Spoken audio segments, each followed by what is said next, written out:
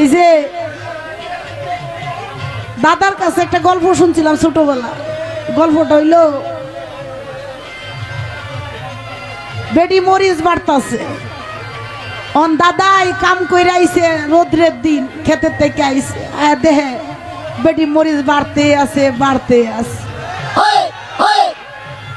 এখন আইসা বেটার চিন্তাধারা হইল কিরে আমি বন্ধে থেকে আইলাম, আমারে জিজ্ঞেস করতেছেন আমার কি লাগবো। আর বেডির চিন্তা হইল এত বড় সংসারের ঝামেলা আমি করতেছি, আমার বেটাই আয় আমার ডাক দিল না, দুইজন দুই দিকে রাগ। বেড়ারে দেখে বেটি আরো বসতেছে আরো বসতেছে। হন বেড়া কইতেছে কি সুতরানি মরিস মাদস তোর ফাসালো রেখে রে।